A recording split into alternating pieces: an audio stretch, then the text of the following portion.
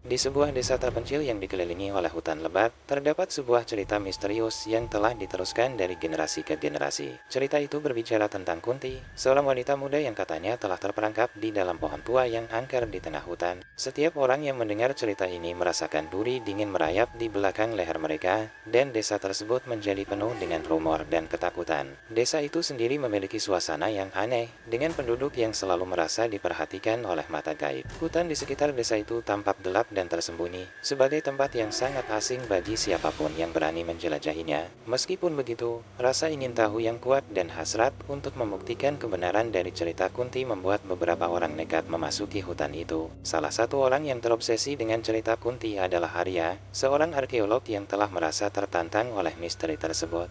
Dengan semangat penyelidikan yang menggebu-gebu, dia memutuskan untuk melakukan penelitian lebih lanjut tentang cerita ini. Arya melakukan riset yang mendalam tentang sejarah desa dan mencari petunjuk tentang kemungkinan keberadaan Kunti. Selama risetnya, Arya menemukan catatan kuno tentang desa itu yang menggambarkan sebuah upacara kuno yang pernah diadakan oleh penduduk desa. Upacara tersebut terkait dengan pohon tua di tengah hutan yang konon menjadi tempat Kunti terperangkap. Catatan-catatan ini menggambarkan sebuah keyakinan bahwa roh Kunti masih menghuni pohon itu dan membutuhkan pengorbanan teratur untuk tetap terjaga. Dengan semakin banyaknya informasi yang Arya temukan, obsesinya semakin mendalam. Dia berbicara dengan beberapa penduduk desa yang masih percaya pada cerita tersebut dan mendengarkan kisah-kisah seram tentang kejadian aneh yang mereka alami di hutan. Arya juga mendapatkan petunjuk mengenai sebuah batu nisan tua yang terletak di pinggir hutan, di mana kabarnya Kunti pernah tinggal. Tidak ada yang tahu pasti mengapa Kunti terperangkap di dalam pohon tersebut, tetapi Arya semakin terobsesi untuk mengungkap kebenarannya. Dia memutuskan untuk memimpin sebuah ekspedisi ke dalam hutan untuk menemukan bukti konkret tentang keberadaan Kunti. Beberapa penduduk desa bergabung dengan ekspedisi tersebut, dipimpin oleh keyakinan bahwa mereka harus memenuhi kewajiban kepada roh Kunti. Perjalanan ke dalam hutan menjadi semakin tegang dan menakutkan. Suara angin berdesir di antara pepohonan terdengar seperti bisikan roh,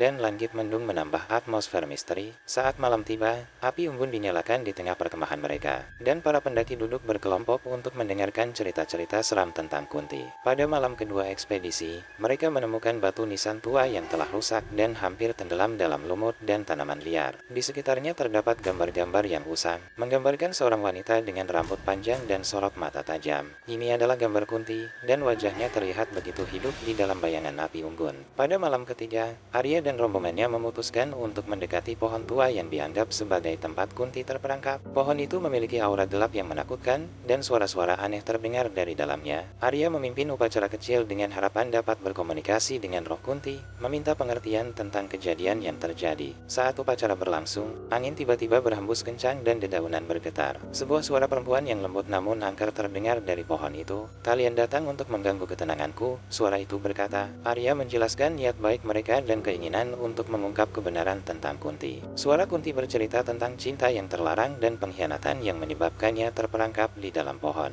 Dia mengungkapkan bahwa pohon itu adalah penjara bagi rohnya, dan hanya pengorbanan tertentu yang dapat membebaskannya. Penduduk desa sebenarnya telah mempraktikkan ritual tertentu untuk menghormati Kunti, tetapi ritual tersebut telah lama ditinggalkan dan roh Kunti menjadi semakin marah.